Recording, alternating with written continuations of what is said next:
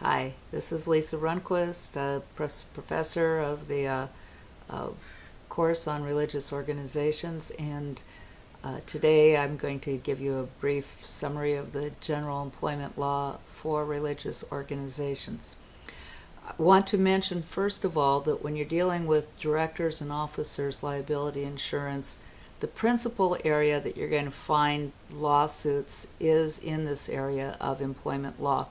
So you want to, if you don't learn anything else from this course, you really should be aware that when you're in a situation of dealing with employees, you really need to make sure that you're following good employment practices.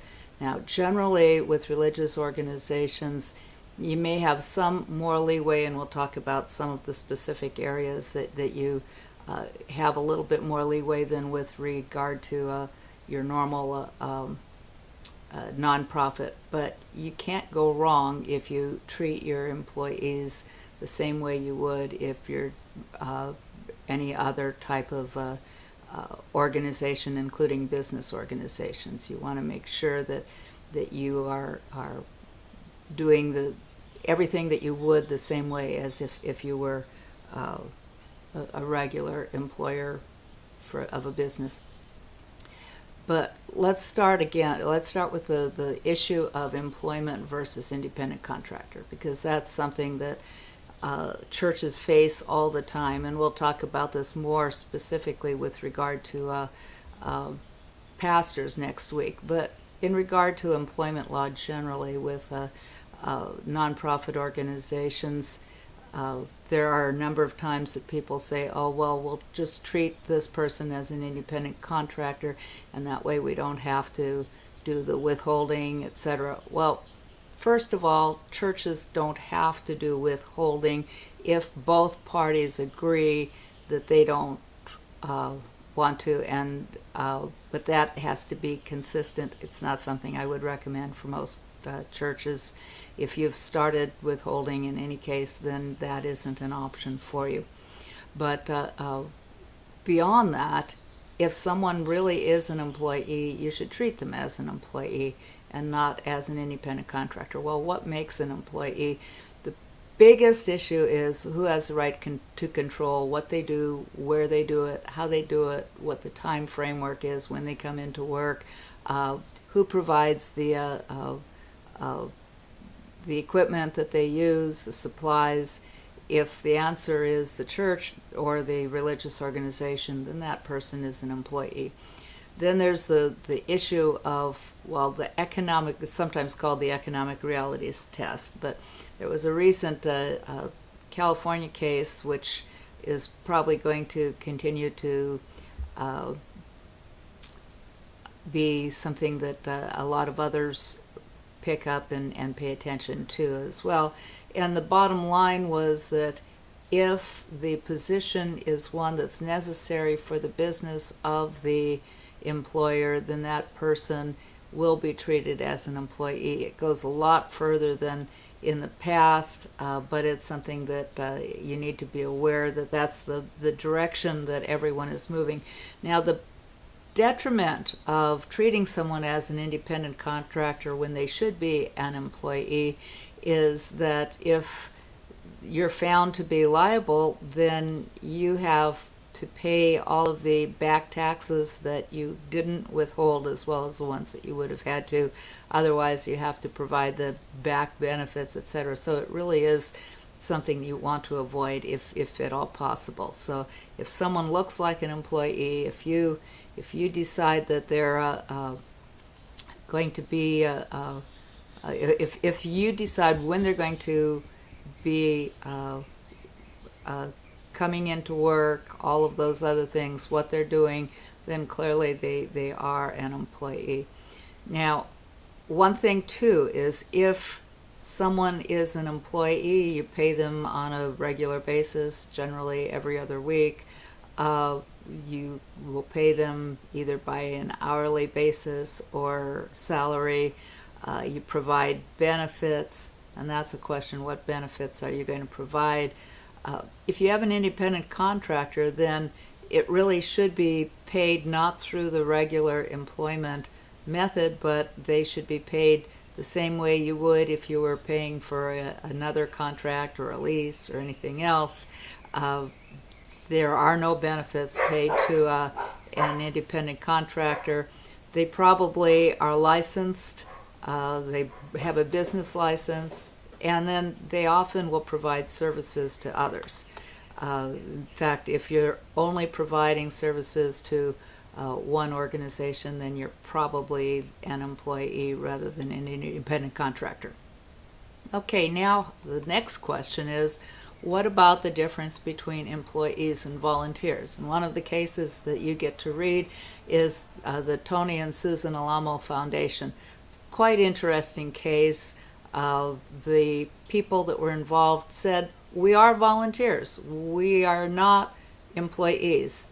And the government came in and said, well, no, you are employees. You're dependent upon this organization for your sustenance, and so there has to be minimum wage paid. So that's something that you really do want to look at to some degree, because it's an important case. Well, now what happens when you have someone who is an employee and they say, well, I want to be able to volunteer my time for this organization. I really like you. I like what you're doing. I don't want to just be paid for my time. I want to volunteer. Can you do that?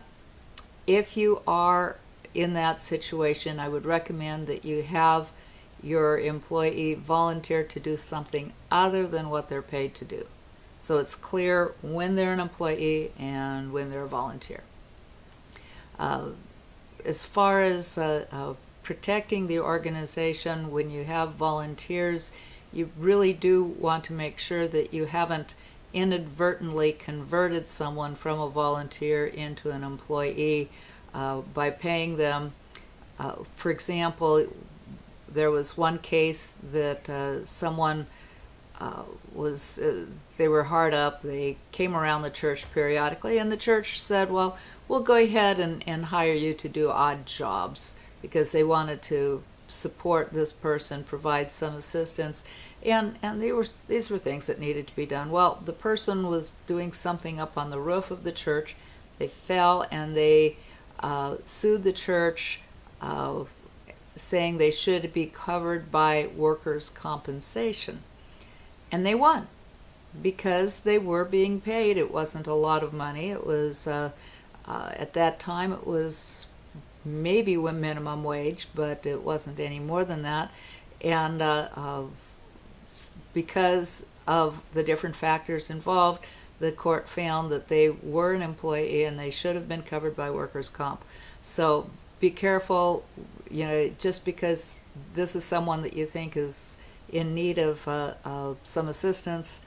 If you're going to be hiring them to do a job, they may well be an employee, and if they are, you need to cover them.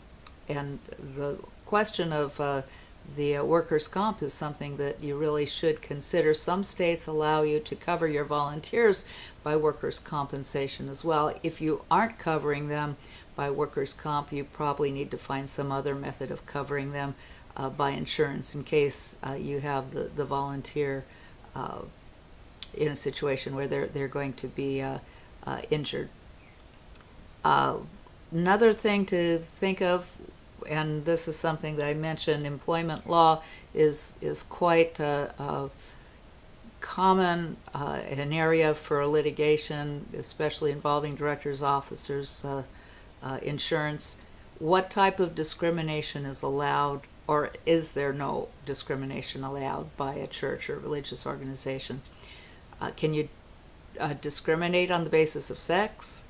Can you discriminate on the basis of age or disability? What happens if you've got sexual harassment cases? A church is able to discriminate on the basis of religion, but not on the basis of anything else. For example, the Catholic Church takes a position that the priests are required to be men, Well, is that sex discrimination? No, because it's based on religion. But you need to make sure that you've got that set out. The church has an absolute right to control who their ministers are. Well, what about another organization, a religious organization that isn't a church? Say you have a radio station. When can you discriminate and when can't you?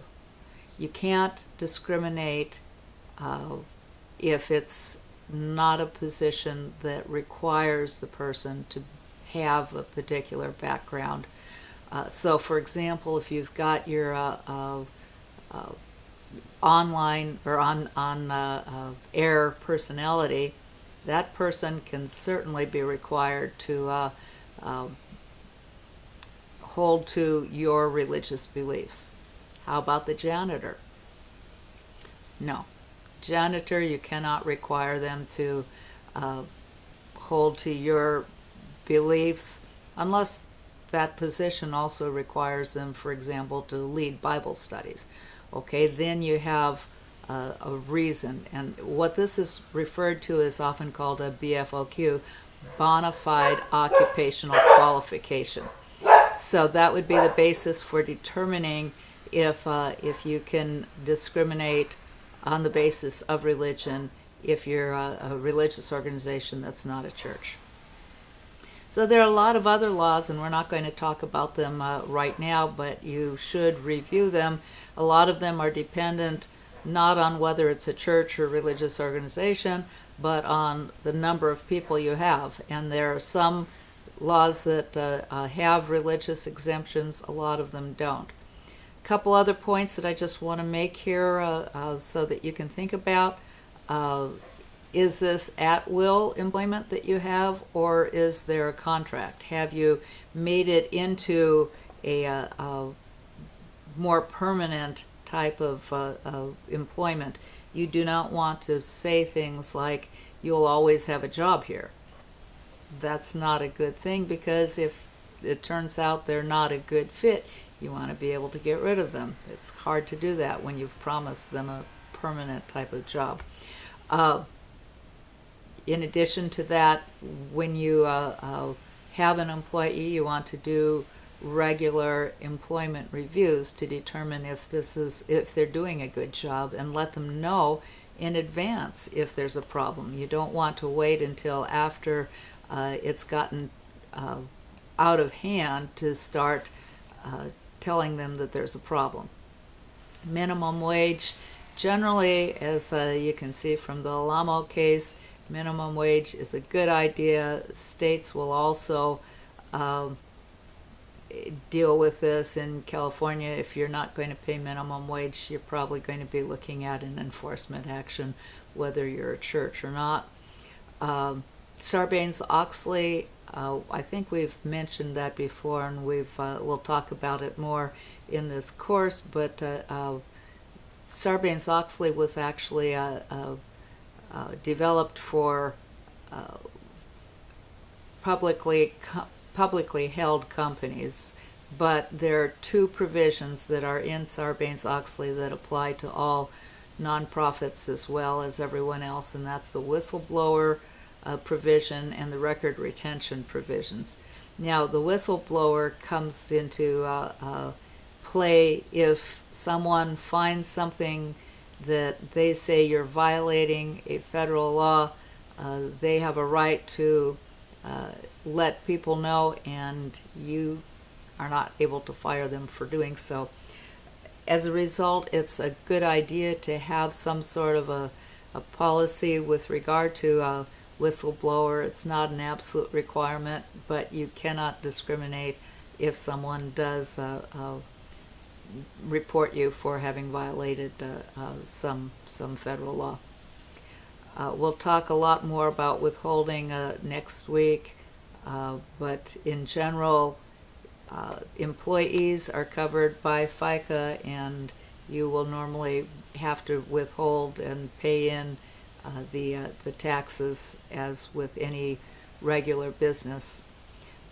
Unemployment insurance. Churches and religious organizations are exempt from federal employment tax Act tax most of the time, although some states do not recognize that. Reimbursement of business expenses, you really need to have a method of figuring out how that's going to be done, because if you haven't obtained from them some accountability of what the money has been spent on, then any payment of reimbursement of business expenses is going to be included in income. Going back again to the concept of child abuse, you really need to look at what screening are you doing for employees and volunteers before you let them work with, especially with your kids, but also with the older adults as well. That can be as much of a problem. And then, as I mentioned again, but I want to mention it one more time because it's important, insurance coverage. You really, as with any other situation when you're dealing with this type of matter, in addition to workers' comp, you need to look and say, do we have appropriate insurance coverage for what we're doing to cover the church or the religious organization in the case that someone gets hurt, in the case that someone is hurt by one of your employees, and we'll talk more about that when we get into the liability issue, but it's something that you need to start thinking about now. So have a good week. We will talk to you later.